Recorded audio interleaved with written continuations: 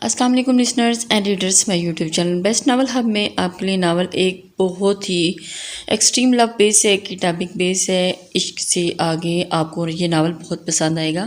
اس کے علاوہ لسنرز میرے 2 اور چینلز بھی ہیں، ان پہ بھی جا کر آپ ناول سن سکتے ہیں اور دیکھ سکتے ہیں۔ ایک ہے بولڈ رومانٹک ناول اور دوسرا ہے آمسا ناول، اور میں ہوں آپ کی ہوسٹ عامسہ فاطمہ۔ آج کے ایپیسوڈ بہت ہی رومانٹک ہونے جا رہی ہے، بڑھتے ہیں آج کے ایپیسوڈ کی جانب۔ لڑکی کے خود الگ ہوتے ہی وہ ایک بار پھر بپھرتا ہوا اس سے پہلے ہی پولیس آفیسر نے اس کی گردن پر ایک سائیڈ ہاتھ سے وار کیا، جس سے وہ بے ہوش ہو گیا۔ باہر کھڑے زہیب، مراد اور دونوں 9 عمر لڑکیاں جو بالکل اس بے ہوش لڑکی کی ہم عمر تھی، تیزی سے بھاگتی ہوئی اندر آئیں۔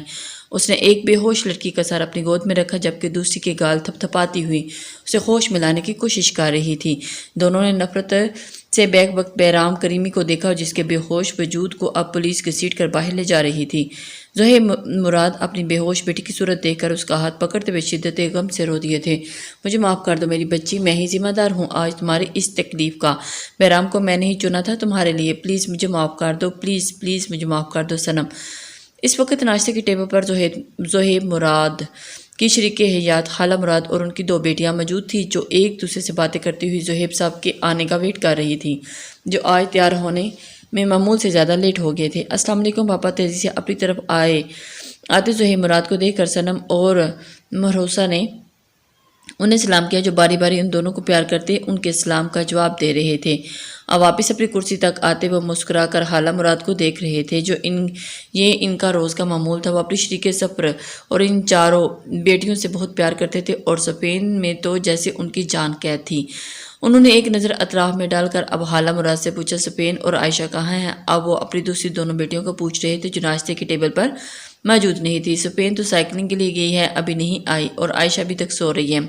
خالہ نے اپنے مخصوص عربی لہجے میں کہا، سپین تو روز سائیکلنگ کے لیے جاتی ہے اور اس وقت تک آ جاتی ہے، تو پھر آج کہاں رہ گئی؟ اور عائشہ کب اتنی دیر سوتی ہے؟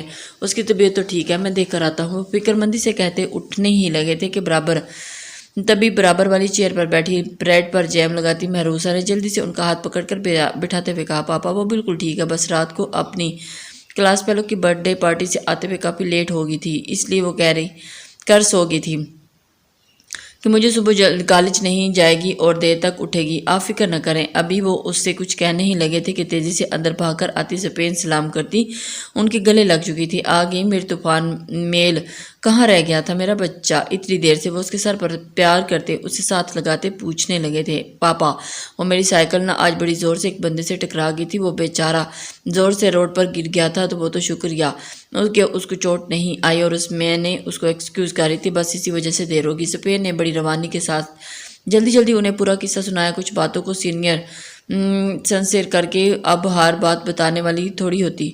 کیا تمہیں تو کہیں چوٹ نہیں آئی نا بیٹا؟ وہ خود سے الگ کرتے ہوئے اس کے چہرے، سر اور ہاتھوں میں ٹٹولتے ہاتھ پریشان ہو چکے تھے۔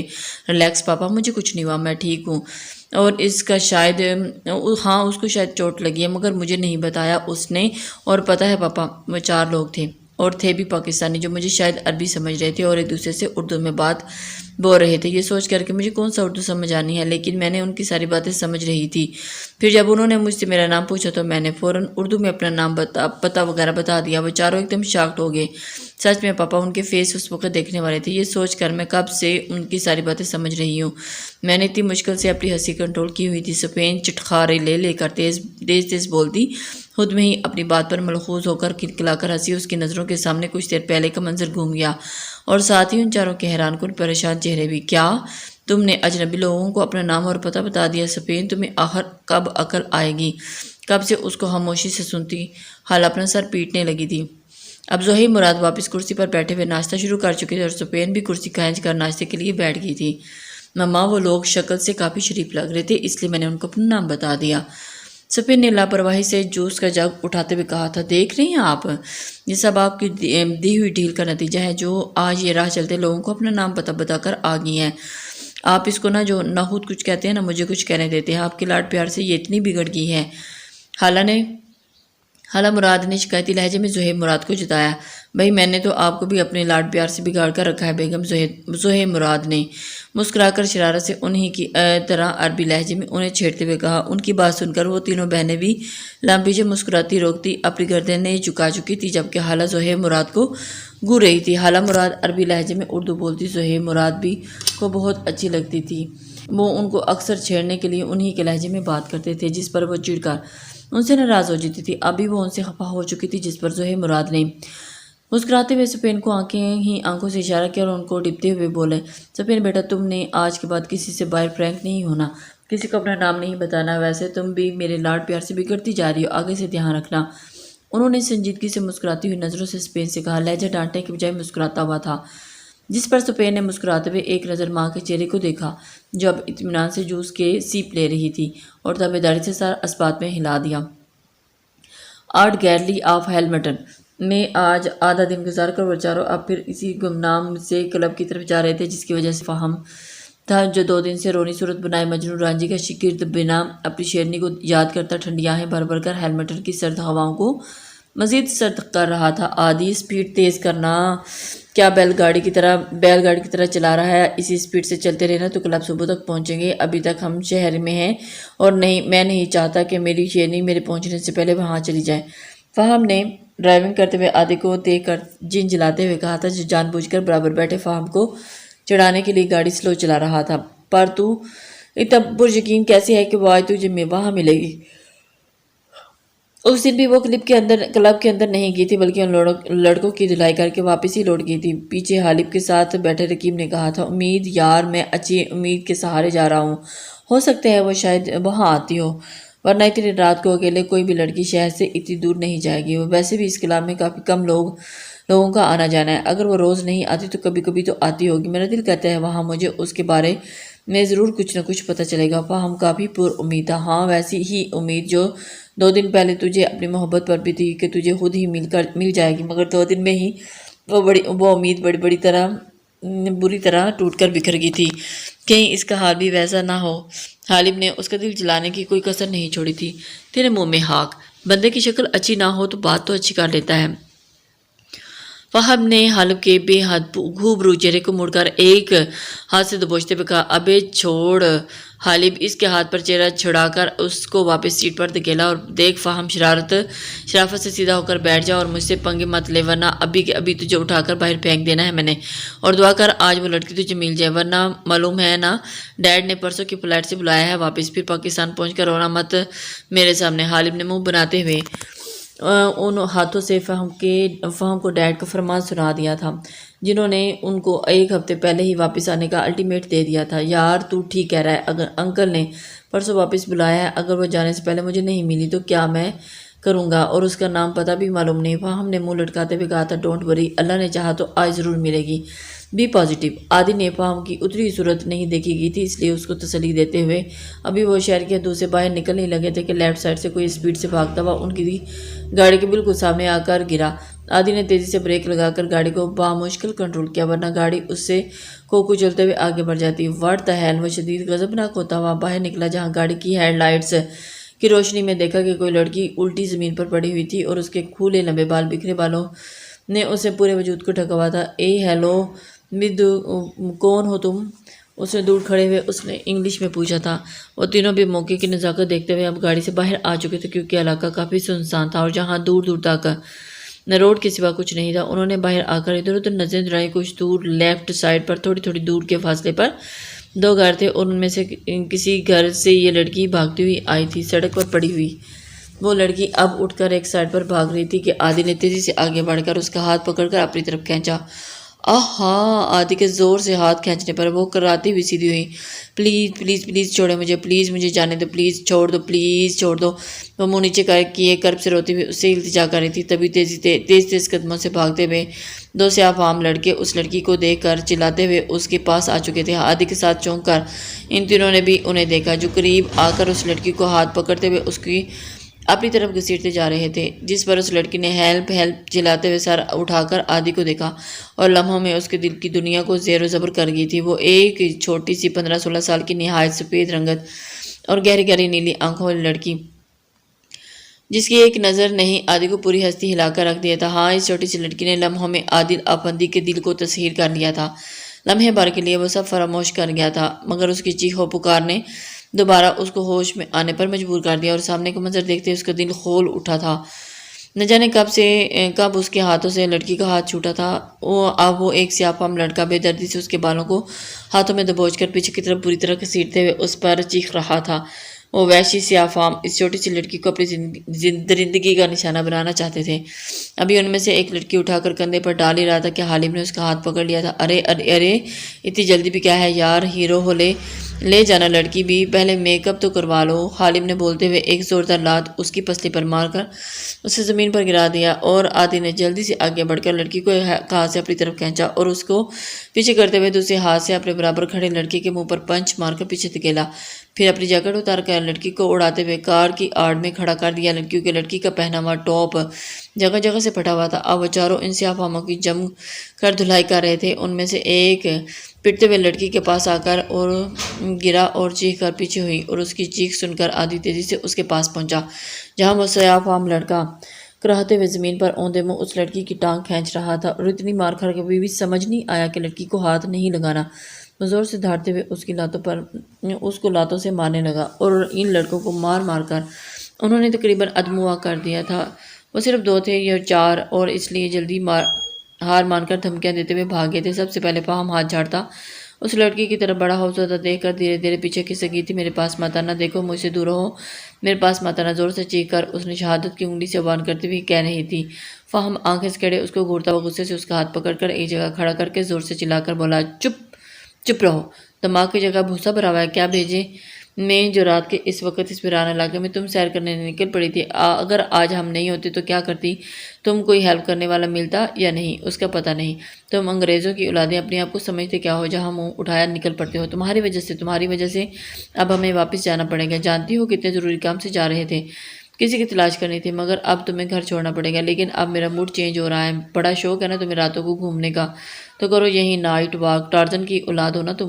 فہم ڈری سے ہمیں کام تھی، اس چھوٹی سی لڑکی کو باتیں سناتے شدید معتشل ہوا۔ پیچھے کھڑے حالب اور رکیم اور عادی لڑکی کو دیکھ کے جلدی آگے آئے، جو اب روتی ڈر سے کانپتی فہم کے پیروں پر جھکی تھی۔ فہم بدک کر پیچھے ہوا تھا۔ ارے ارے ارے، یہ کیا کر رہی ہو؟ اٹھو جلدی سے وہاں سے۔ وہ لڑکی سے بولتا ہوا ان تینوں کو دیکھنے لگا جو اسے ہی گھور رہے تھے۔ مجھے معاف کر دیجیے، مگر میں یہاں جان بوجھ کر نہیں آئی، اور مجھے نائٹ واک کا بھی کوئی شوق نہیں۔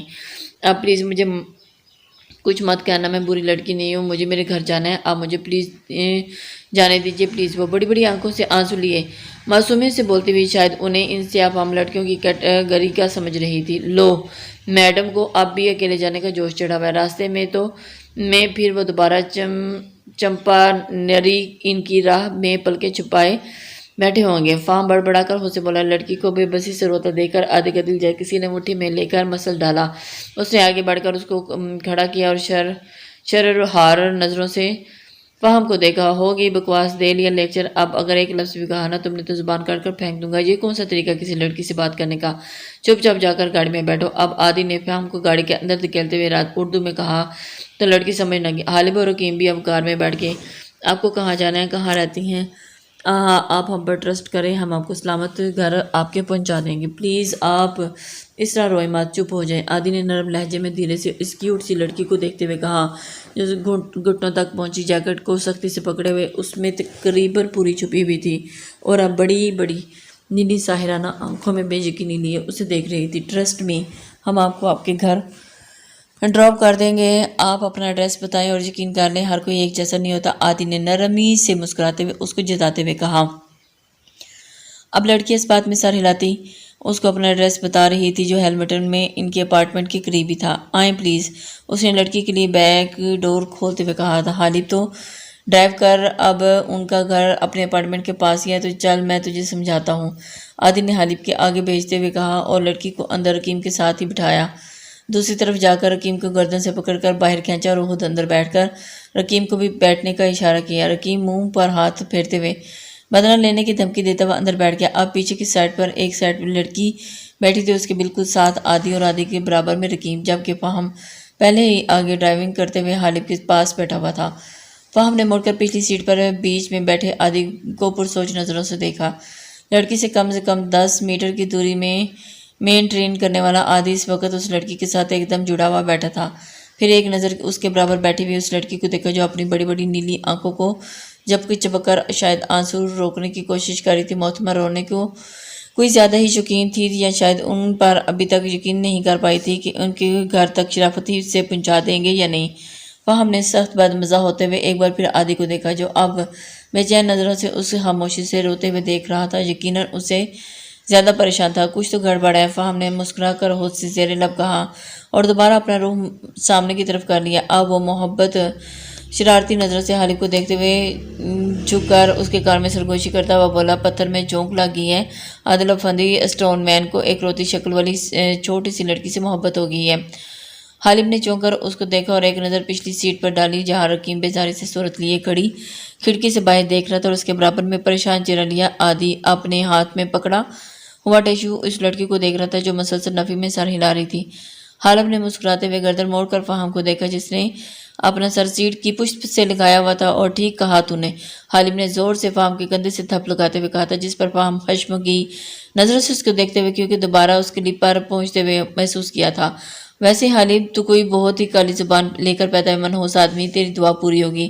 آج بھی اس کے ملنے کی امید ٹوٹ گئی، میری فہم کا سیاپا شروع ہو چکا ہے، دفع ہو، تو مان لے بیٹا کہ تیری قسمت میں ہے ہی نہیں، بھول جا اسے۔ حالب نے اس کو سمجھاتے ہوئے پیچھے بیٹھے رکیم اور عادی کی دونوں کی طرف متوجہ ہو چکے تھے۔ اوئے ایویں ہی بھول جاؤں، پہلی بار تو کسی لڑکی نے اس پر لاٹھی چارج کیا ہے، اب تیرے کہنے سے اس کو بھول جاؤ، نو وے نیور، وہ مارشل آرٹ جانتی ہے اور ابھی تو دل پر لاٹھی چارج کیا ہے، سامنے ہوگی تو تیرے سر پر بھی لاٹھی چارج کر کے اوپر پہنچا دے گی، پھر بھری جوانی میں مارا جائے گا، اس لیے تو کہہ رہا ہوں باز آجا۔ حالب نے ایک بار پھر اس کو سمجھانے کی کوشش کی، منظور ہے اس کے ہاتھوں مارنا بھی منظور ہے، اس کی ملی موت تو کتنی رنگین ہوگی۔ ہم آنکھیں بند کر موند کر جذب سے کہا اور اس کا کچھ نہیں ہو سکتا حالب، یہ ڈھیٹ ہڈی ہے سے بنا ہے۔ اس بار فہم نے اس نیلی آنکھوں کو دیکھتے ہوئے انگلش میں پوچھا جس پر لڑکی نے چونک کر بیک ویو مرر سے جھانکتی اس کی شرارتی آنکھوں میں دیکھا۔ یہ پہلی بات تھی جو انگلش میں کہی گئی تھی اور اس لیے وہ سمجھ گئی تھی کہ وہ اسی سے مخاطب ہے۔ عادی نے آگے ہوتے ہوئے بے ساختہ اپنا ہاتھ فہم کے کندھے پر رکھا اور اس نے عادی کو دیکھا جس کی تنبیہ نظریں اسی پر ٹکی تھی جس سے صاف ظاہر تھا کہ اب تمیز کے دائرے میں رہے۔ مہروسہ لڑکی نے سر جھکاتے ہوئے نہایت دھیمی آواز میں کہا جس پر گاڑی ایک جھٹکا کھا کر رکی تھی۔ اب وہ چاروں حیرت سے اسے دیکھ رہے تھے جس کا اردو میں بولا گیا نام اس کے صاف اردو لہجے کی چگلی کھا رہا تھا۔ ہیملٹن میں اس بار کا یہ ٹرپ ان کو جھٹکے پہ جھٹکا دے رہا تھا، ایک کے بعد ایک دو لڑکیاں دونوں سے ان سے حیرت زدہ کیے ہوئے تھی اور آج یہ تیسری ملی تھی۔ کیا آپ مسلم ہیں؟ سب وے پہلے فہم سکتے سے باہر آیا تھا، اس نے اس لڑکی سے پوچھا۔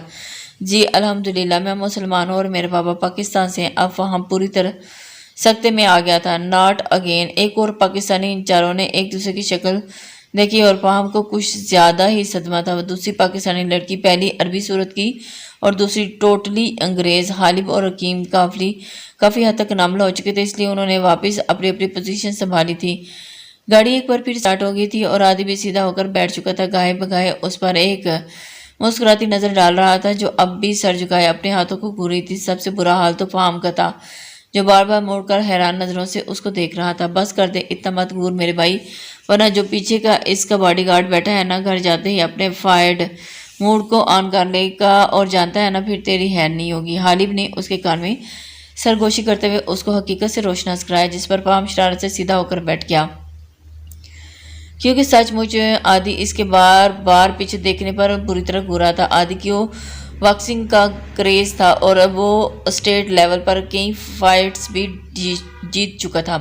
اب خرید سیدھے بیٹھنے میں ہی تھی اس لیے اس نے اپنا رخ بدل کر سامنے ونڈو اسکرین کے پار روڈ کو دیکھنا شروع کر دیا تھا۔ صبح ہو رہی تھی، تیز برف باری کی وجہ سے آج ساری مصروفیات ترک کیے ہوئے خلاف معمول اپنا مشترکہ روم میں شام سے ہی موجود تھی۔ باہر ہوتی برف باری کو دیکھ کر ان کا موڈ گھر میں رہنے کا ہو رہا تھا اور اس پر پرتعش baby pink and white combination سے سجے بڑے سے روم میں ان بہنوں کے لیے ایک الگ ہی دنیا بستی تھی جہاں وہ چاروں دن بھر کی اپنی مصروفیات نپٹا کر رات کے وقت اکٹھی ہوتی تھی اور ایک دوسرے کے پورے دن کی رودات سنتی اور تبصرے کرتی اور ایک دوسرے کو اپنی شرارتوں کے قصے بھی سناتی، بے تحاشا ہنستی اور کبھی ضرورت پڑنے پر ایک دوسرے کو مشورے اور نصیحتوں سے بھی نوازتی تھی۔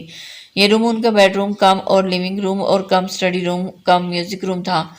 ان چاروں کا آپس میں ویسے تو بہنوں کا رشتہ تھا، مگر وہ بہنوں سے زیادہ بیسٹ فرینڈ تھی، اور حیرت انگیز بات یہ تھی کہ ان کے بیچ کبھی بھی لڑائی نہیں ہوئی، ایک دوسرے پر اپنی جان چھڑکتی تھی اور ایک دوسرے کے لیے بنا سوچے سمجھے خود پر قربان کرنے کا جذبہ رکھتی تھی۔ ویسے تو ان کی زندگی میں کوئی بھی ایسا شخص نہیں تھا جو ان کے رشتوں میں ہلکی سی بھی درار ڈال سکتا، لیکن کوئی بھی ہوتا تو صرف کوشش کرنے پر ہی منہ کی کھاتا۔ کسی کو کسی بات کی بری لگتی تو منہ صاف پر بتا دیا جاتا، پھر غلطی کرنے والے کی جڑ سے برا ماننے والی بہن کو گلے میں باہیں ڈال کر لاڈ سے منا کر اپنی غلطی ایکسپیکٹ کر لیتی۔ وہ بچپن کے ساتھ اسکول کا پورا وقت انہوں نے ساتھ ہی گزارا تھا۔